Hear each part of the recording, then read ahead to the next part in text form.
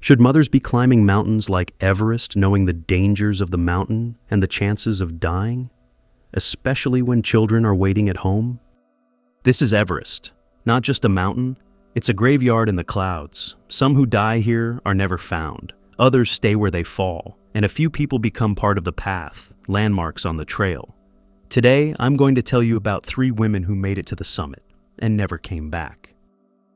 But here's the uncomfortable part. These women were mothers. Maybe that is raising the hardest question of all. Should mothers be climbing mountains like Everest in the first place, knowing the dangers of the mountain and the chances of dying? Some say it's selfish. Others say it's no different than a father risking his life for a dream. There's no easy answer. But these stories force us to ask, where is the line between ambition and responsibility? Allison, Francys, and Pasang, 3 mothers from 3 different corners of the earth, each with their own reasons for climbing, each with one last heartbreaking descent. Their stories are not just tragic, they're chilling. Let's begin with Alison Hargreaves, a mother of 2 from England. By the time she set her sights on Everest, she was already a legend, soloing major alpine routes while raising children. No fanfare, no help, just skill, willpower, and total focus. In 1995, Allison climbed Everest alone, with no bottled oxygen and no Sherpa support. It was an almost impossible feat, and she did it. Reached the summit, took her photo, started the descent, but like so many others, her victory was short-lived. She was 33, her children Kate and Tom waited at home in the UK. She'd probably promised to be careful and that she'd come back, and Everest, she actually beat it. But just a few months later, she set her sights on K2, the second highest mountain.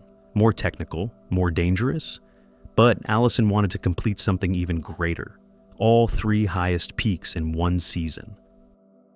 On August 13th, 1995, she was caught in a massive storm on K2. Winds reached hurricane force. Visibility dropped to 0. Radio contact was lost. She and her team were blown off the face of the mountain. Her body was never recovered. Only her backpack was found days later, wedged in the ice. The media turned vicious. Tabloids questioned her as a mother. How could she leave her children for something so dangerous? Was it selfish? Irresponsible? But those close to her said the opposite. Climbing wasn't her escape. It was her identity. She raised her children to chase the impossible, and that's exactly what she did. Allison wasn't reckless. She was methodical. Her climbs were studied, prepared, and backed by years of hard-earned experience. But mountains don't negotiate. The storm on K2 didn't care about her plans or her family waiting at home. It struck fast and took everything. Her son Tom Ballard would later become a climber himself. In 2019, he died on Nanga Parbat, another Himalayan giant, just like his mother. A family chasing heights that most of us can't even imagine and paying the ultimate price for it. Next is Francys Arsentiev, born in Honolulu, raised in Colorado, a mother, an adventurer, and a quiet force of nature. She wasn't famous, she wasn't trying to be, she just wanted to become the first American woman to summit Everest without bottled oxygen. She trained hard, climbed high, and in May 1998, Francys and her husband Sergey headed for the top. No Sherpa guides, no backup oxygen. They summited on May 22nd, exhausted, low on supplies, but proud. The excitement didn't last long. Shortly after reaching the top, everything started to fall apart. They spent one night above 8,000 meters, then 2. By the 3rd, Francys was fading. She couldn't speak clearly. She fell repeatedly. Her legs stopped working. Sergey went to get help and never came back. Alone, she collapsed near the Hillary Step. The next morning, other climbers found her, barely conscious and slurring her words, crying out for help. They gave her oxygen and water, but she couldn't walk. And up there, helping someone can mean dying too. With heartbreaking hesitation, they left her in the snow. Hours later, she was gone. Her body remained there for 9 years. Climbers nicknamed her Sleeping Beauty.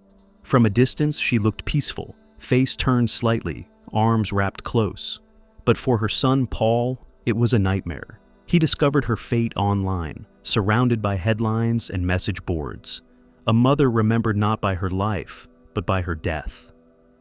Frances wasn't underqualified. She had climbed Denali. She knew the risk. But Everest with no oxygen? That's a gamble even elite climbers fear. Her mistake wasn't dreaming big. It was doing it without enough margin for error. In 2007, a team led a mission to move her body off the main route, draping her in the American flag, a final act of dignity.